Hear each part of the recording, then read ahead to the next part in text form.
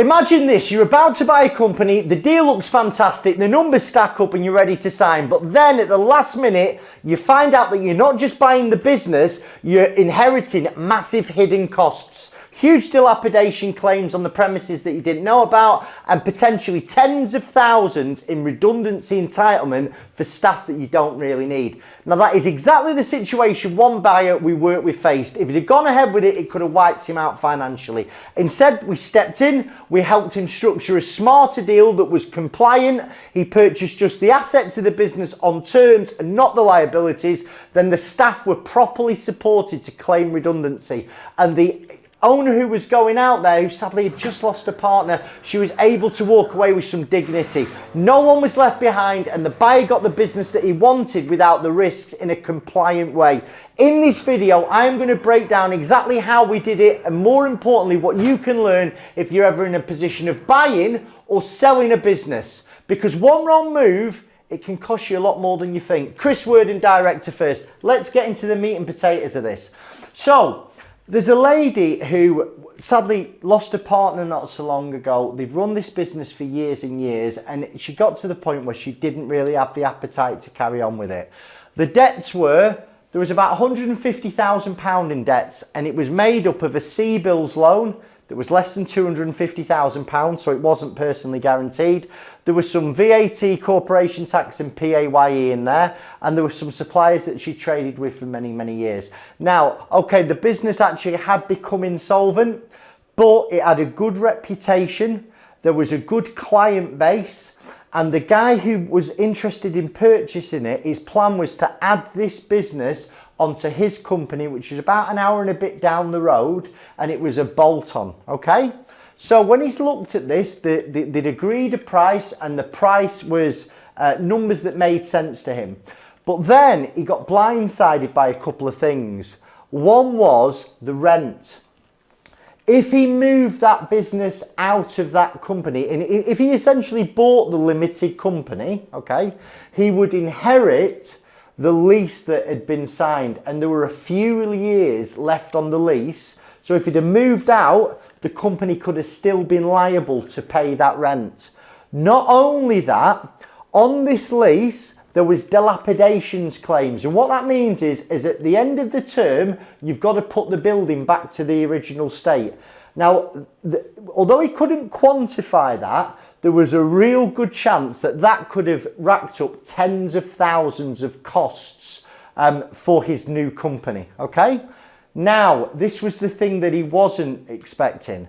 The redundancy entitlement of the staff was absolutely huge because it'd been going a long time. The staff had been there a long time. And when we worked out the redundancy entitlement, it was actually around £70,000. So if he'd have gone ahead and bought this trading company, not only would he have inherited £150,000 worth of debt, he would have also inherited a large dilapidations claim at the end, and he would have still had to continue to pay the rent. And he would have also been lumbered with large redundancy claims if people were to be let go and made redundant. Now, his plan was to actually move the assets of the business, okay, to a site over an hour away. So what did we do? The first thing is we spoke to the seller, and we sort of got down to the nuts and bolts of what she was looking for. And she really wanted to just get on with her life. It was really sad. It was very, very tough for her as well personally. But she wanted to do the best thing for everybody, including the staff, including the company's creditors, and including the actual buyer. So then we spoke to the seller. I'm just talking about the seller. The seller wanted to do what's right for everybody. The buyer obviously wanted to get a good deal, but they wanted to make sure that they was compliant, and they didn't want to take on a lot of this hidden debt that he didn't really need. So the business was insolvent. So what was the various options? Well, the fact that this lady didn't want to carry on, there was no hope of recovery in its current guise, and the buyer didn't want to take on a debt-ridden company that had dilapidations claims, rent claims and redundancy. one of the best ways to do this was to put the trading company into liquidation, okay? And then what the buyer could then do is arrange to buy the assets, the trading style, the website from the insolvency practitioner. Now, there were a few hurdles that needed to be overcome first. And the first one is TUPE, because there were some staff here who had some quite large, not only just redundancy entitlement, they were able to claim their holidays that had been accrued and not taken. They were able to claim unpaid wages, although everybody got paid their wages, but they were also entitled to claim notice pay in lieu of not being given the correct notice from the seller. So what we did is we brought in a employment professional and we sort of talked through what the situation was. And what we wanted to check is if the buyer moves some of this business to a site an hour and a half away, is there going to be any potential for these staff that are made redundant to file unfair dismissal claims against the new company? Now, the reality was, although the business was actually buying things like stock, it was buying some assets, it was buying the website, the staff's jobs weren't available in the new company down the road. They were completely different job roles.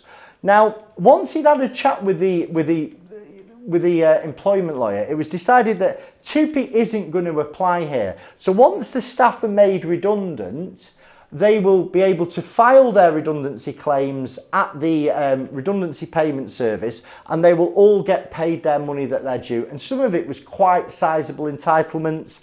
Now, we had to help manage the seller going through making the staff redundant because it was really tough for her, so we give her a guidance on how to do it. We spoke to her over the weekend to get her prep for the Monday morning when she actually spoke to the staff. Now, when all this was getting on, the buyer wanted to know, well, what can I buy this business for? Now, obviously, sorry, not buy the business for, buy the assets of the business for. Now, obviously, he wanted to get a good deal, but he couldn't be accused of taking something too cheap. It's called a transaction under value.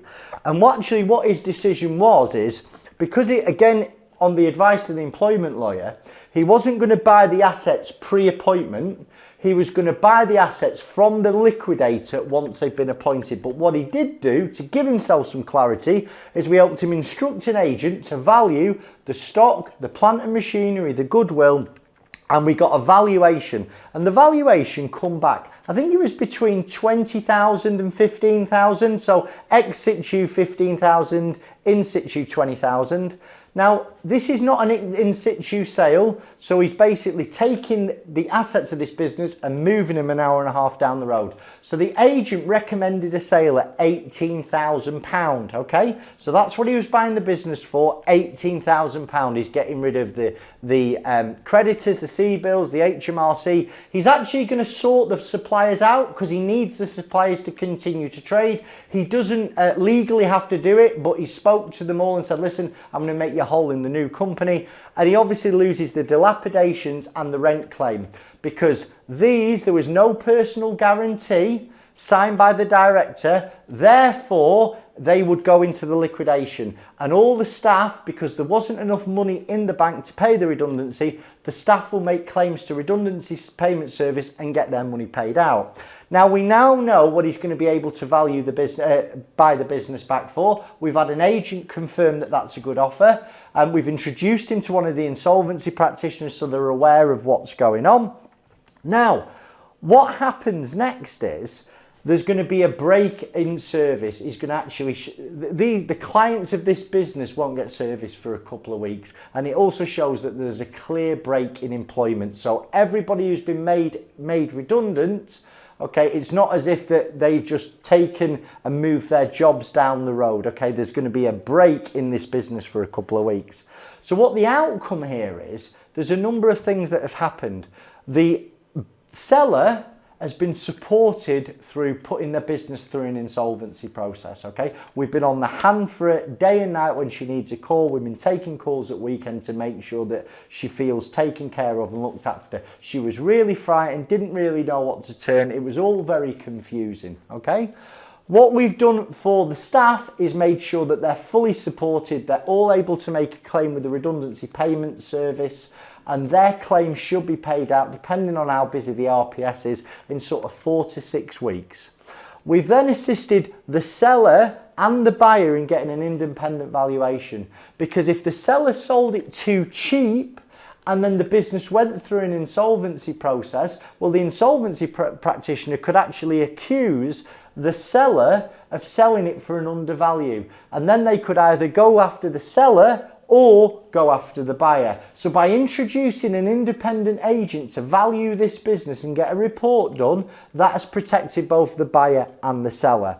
We're also hoping that the director is going to be able to make a redundancy claim, because she's been in there for a long time. The company owes her quite a lot of money, and hopefully that will allow her to get something out of this. But the key thing is her objective. She wanted to get this closed down and get on with her life legally and compliantly. The buyer wanted to buy the actual assets of the business and not the business, and he wanted to do it with a legal and compliant way and not take on unnecessary debts into his new company. So as you can see, by finding somebody like us to talk through how this actually worked, we was actually able to help the buyer buy the business for less than he thought and not take on unwanted debts and entitlements into the new venture. And we was also able to support the director of the current business emotionally, making sure all the staff got their redundancy and all her questions were answered before she made that decision. So I hope you found this video useful. If you want to find out more and watch some more videos, I want you to go and click on the playlist here, and I'm going to be a playlist about what you can do before you liquidate a business. If you want some help, give us a call, drop your details in the comments section below, and one of my team will give you a call today. Thank you.